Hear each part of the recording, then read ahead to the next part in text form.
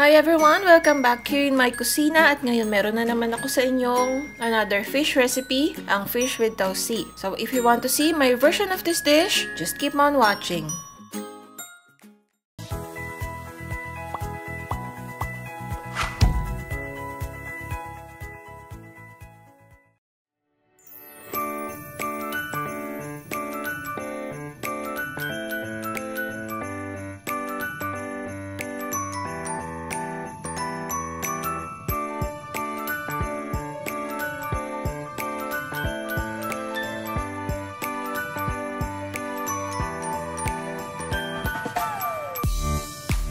Welcome back guys! Bago tayo magluto, gusto ko lang i-welcome lahat ng bago nating subscribers. If you want to check out my previous videos, i-click nyo lang yung My Kusina icon sa lower left ng ating screen at i-direct na kayo doon sa homepage ng My Kusina.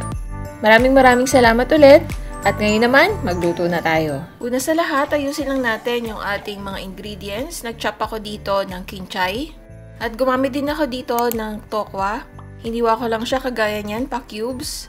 At ipiprito natin to.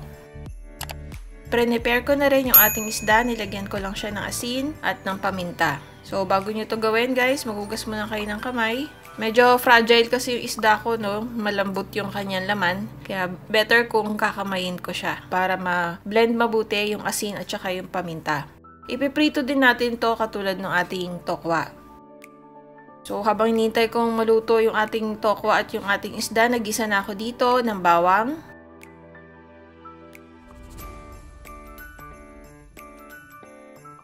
At ng sibuyas.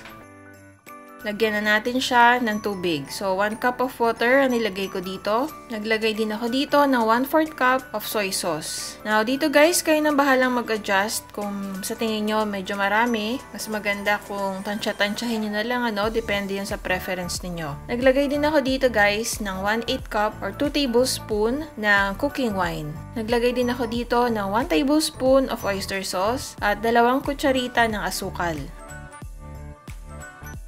Kapag kumulo na siya, ilagay na natin yung kinchay. Susunod ka na dito yung 1/4 cup of water na nilagyan ko ng 2 kutsarita ng cornstarch. Tutunawin ko lang siya dyan at ilagay na natin dyan. Pampalapot natin to.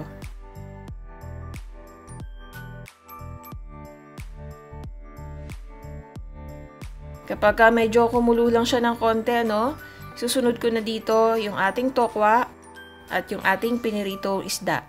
Madalang ko lang iluto to guys. Actually, pangalawang beses pa lang. Kaya hindi ako masyadong expert dito, Kung meron kayong better way of cooking this, i-comment nyo lang sa baba para magkaroon naman kami ng idea. Isunod na rin natin yung ating fermented black beans. Hinugasan ko itong maigi para maalis yung alat niya. At pagkatapos nun, ganun lang siya kadali. Mag-serve na tayo. Favorite to ng kapatid ko kasi napakahilig dun sa tokwa. Napaka-rich ng lasa nito guys at napakasarap nitong i-partner sa bagong lutong kanin. So that's it. I hope I was able to share something good and helpful. If you have request dishes, just comment it down below and I'll try my best to cook it for you. Thanks for watching and see you again on my next video.